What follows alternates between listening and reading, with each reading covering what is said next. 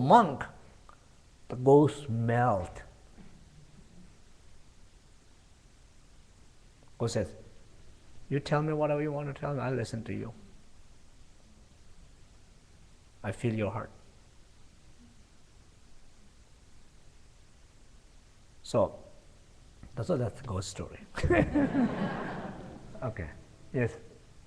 We've got about 140 computers watching right now from around the world. People have not, most people have not identified where they are, but we have at least some people from Mexico, Czech Republic, Belgium. I'm sure there's some in the United States, but there's some questions that, some of them are similar. A lot of questions about spaciousness. One person is asking, for those of us who have not yet experienced spaciousness, how can we discover it for the first time?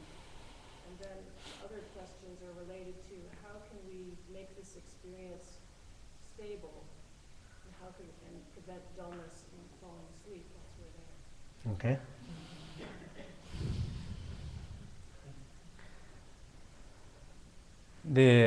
So question is, those who have not discovered this spaciousness, how somebody can discover first time, right?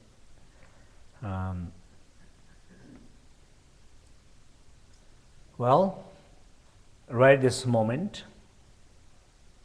if you let go of your question, just forget about your question.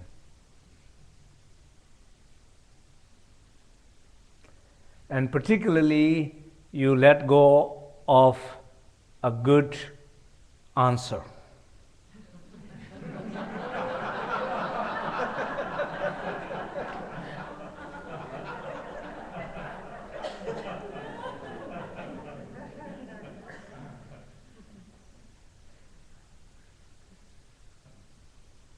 And just take a few deep breaths.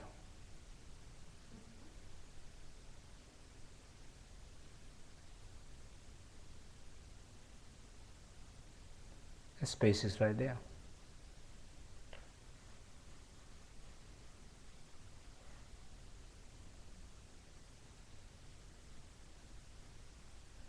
It's there like stillness.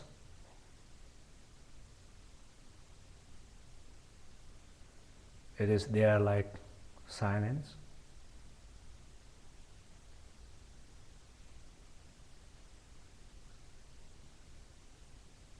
That spaciousness is around and within.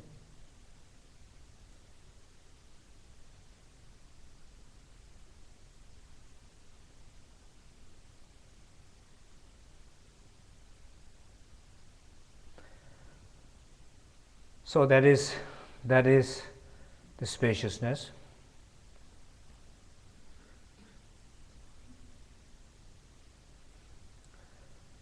Becoming dull and not very clear, I think also has something to do with your lack of familiarity to the space, because when people feel that space, either it just awakes you,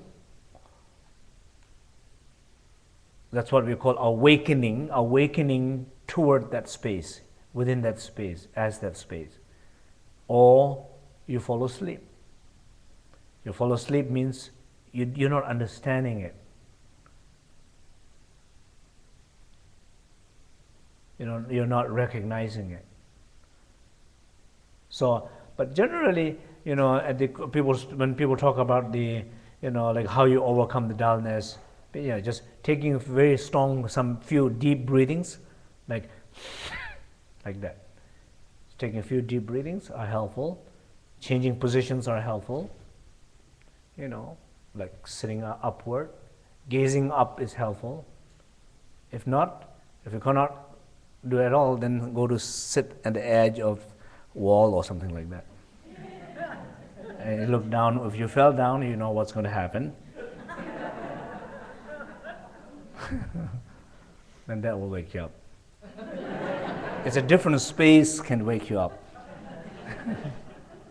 Okay. I want to see if I've got this right, because I think I'm on track.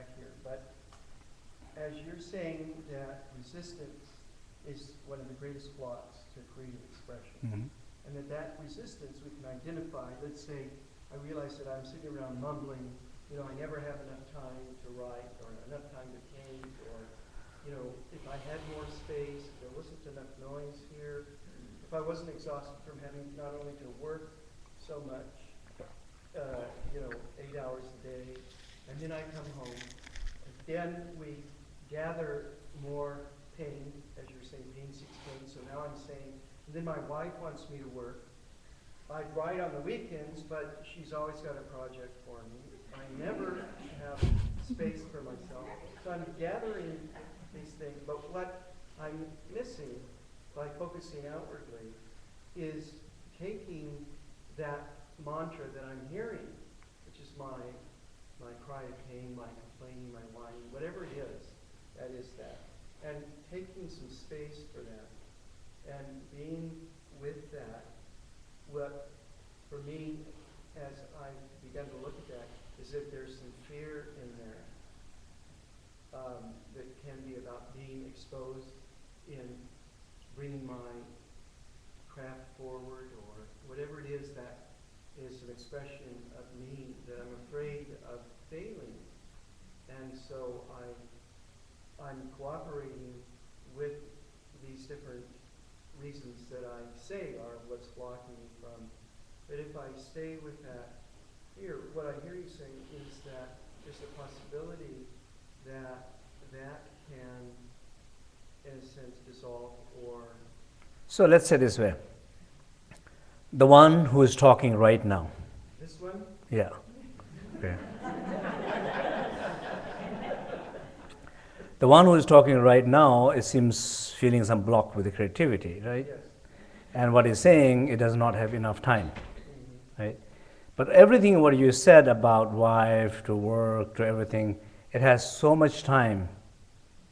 You took quite a bit of time to talking here.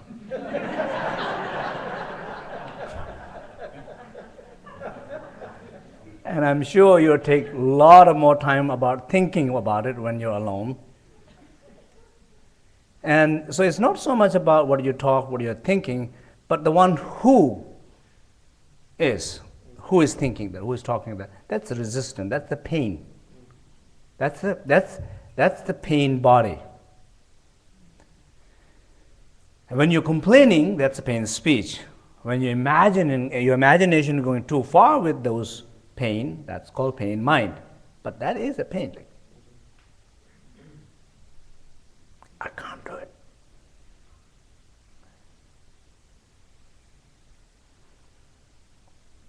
So,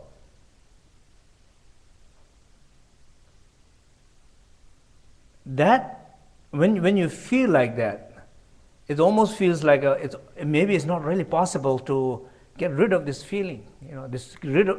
Get rid of this resistance or get rid of this pain. It's not possible. But yes, I mean, this is what I'm saying here.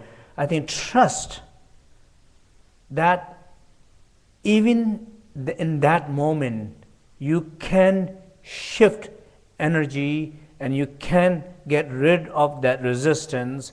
You might not become very creative, but at least you become less blocking by trusting them. And so what do? Instead of saying all the things what you just said, just don't say anything. Look at how you're feeling. Look at that. Look at the pain. It's complaining. It's saying something. And what you're saying, stop, be creative. By now you're supposed to finish everything.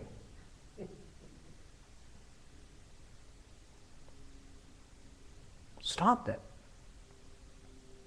Maybe that pain, maybe your creativity will be to liberate that pain, not finish the book or project. Your project will be to dissolve that pain. And the way you do that will be a moment when it's very active, trusting yourself and looking into that. And how you look at it, again, I know you're going to say, well, how you look into that? Just simply, as we know, we call it host. You host that.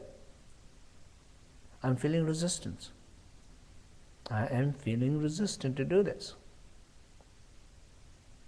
Rather than saying, why I'm feeling resistant to do that, I should not feeling resistant to do that, this is a great project, this is really I wanted to do it, just don't say that.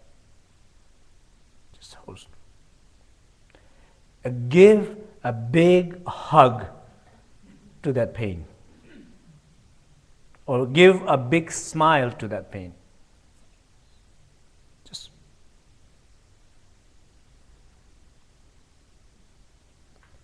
hug from that unbounded space.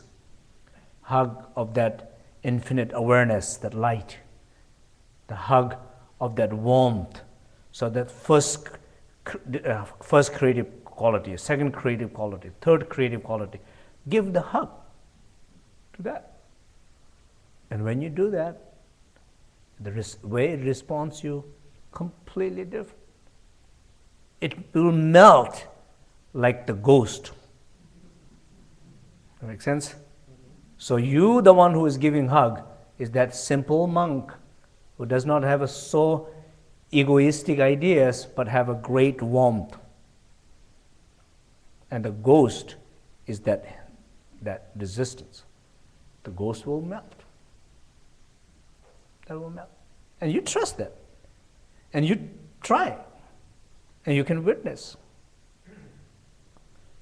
That make sense? Yes. Okay. And I actually... And? I'm not, no more complaining. I want to say, just with great happiness, that I've been applying what you've been saying over this last year. And in the last 6 months, my book actually has just been flowing with great joy. Wonderful. I just Well, want to thank you for yeah, good to hear that. Thank you. So I think we're going to finish the evening.